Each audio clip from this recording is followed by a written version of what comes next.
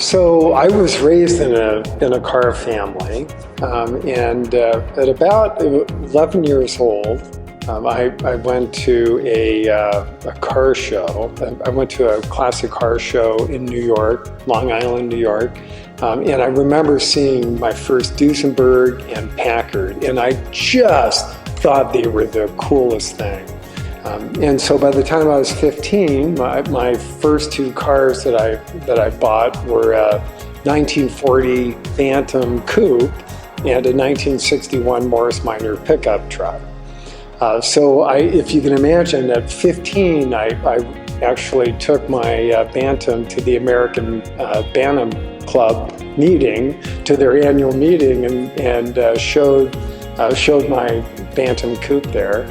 That was my first Concours then, and I was wearing flip-flops and shorts and 15 years old, so that must have been quite a sight.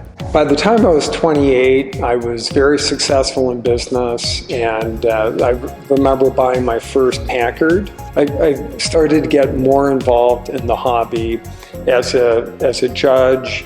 And then joining the national board, I was blessed to be elected to the national board of the Classic Car Club of America, and also the national board of the LeMay Museum.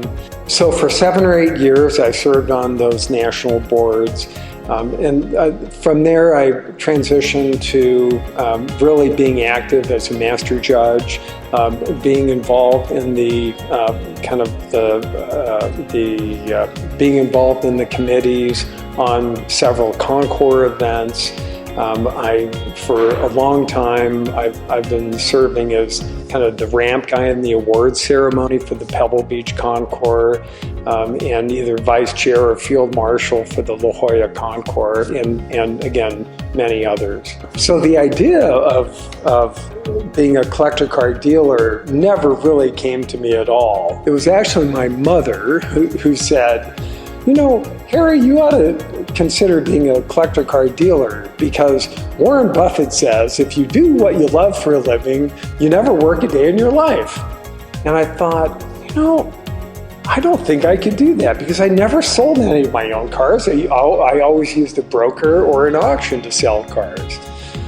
But then I decided, you know what, this might be a good chapter of my life to really get into having this as a business and trying to curate the ideal experience for us collectors. So that's what we started doing. At the end of 2018, we bought the building that we have here in Phoenix, remodeled it, and now we have this beautiful showroom. Oh God, I remember, our first days, we were wondering if the floor was still wet, if the paint on the floor was still wet, and we were blessed to have quite a few friends and customers that gave us cars to sell, and from there it's just been a fantastic machine where for every car we sell, we get a consigned car from somewhere in the United States shipped to us.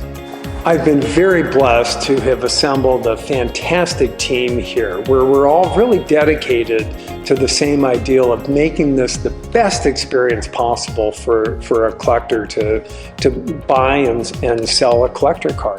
I really do feel so fortunate that I'm able, at this stage of my life, to have a business that I'm so passionate about. And it's my intent to be doing this until I'm at least 85 years old. And my friends who are 80 or 85 say, well, why is it only 85? Anyway, but it's such a blessing to be able to do this. And I plan on continuing to do this until I can no longer work.